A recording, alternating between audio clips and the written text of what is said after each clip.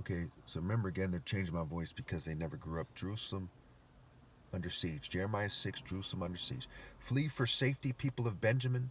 Flee from Jerusalem. Sound the trumpet in Tekoa. Raise the signal over Beth Hakerem. For disaster looms out of the north, even terrible destruction. I will destroy daughter Zion, so beautiful and delicate.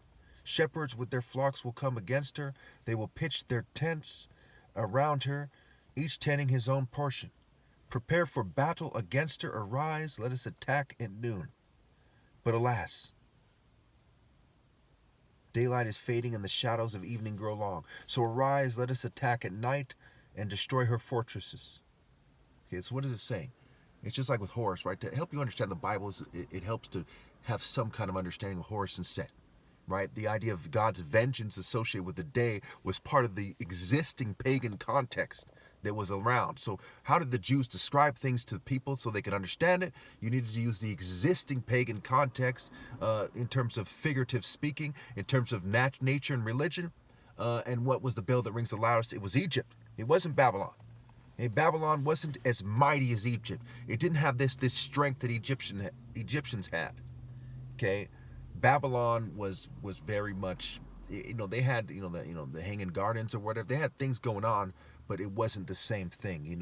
When people, you don't see the royal families arguing that they're actually related to the Babylonian nobility.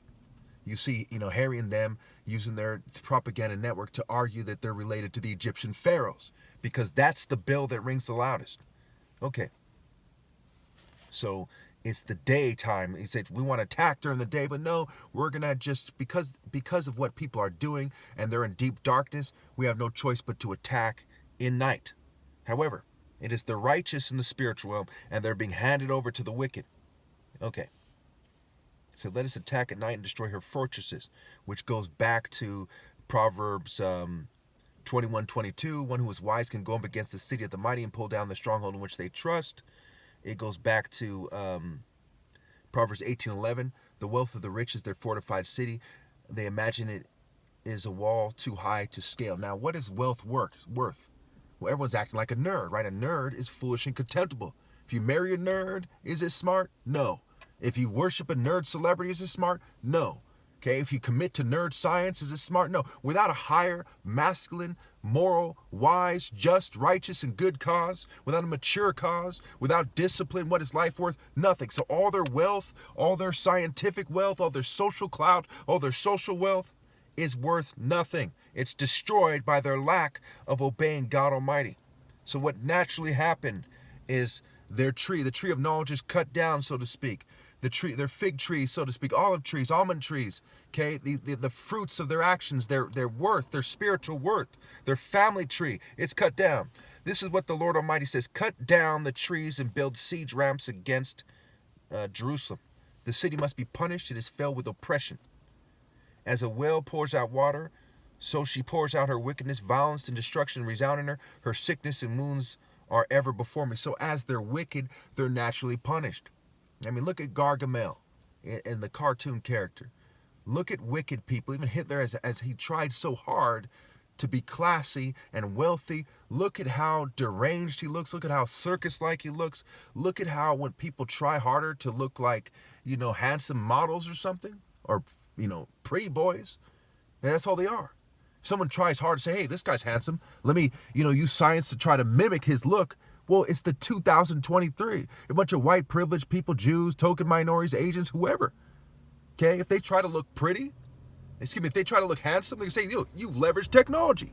You are just the people foolish enough to keep breeding when the righteous carried their cross and died, when the righteous fought to the death, the last samurai, the early Christians. Okay, why are you still alive? That mocks everything they're trying to do. So their wealth is brought to ruin. Their family trees are brought to ruin. Take warning, Jerusalem, or I will turn away from you and make your land desolate so no one can live in it.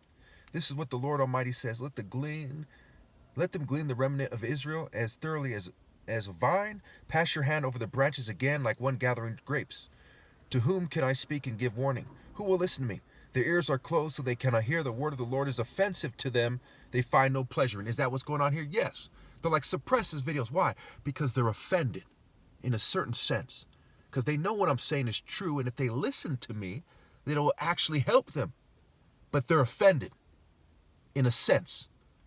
On a level, they're like, look, we have rules, and you've offended the God of their rules, so to speak, right? Their sense of justice, in a sense, but not really.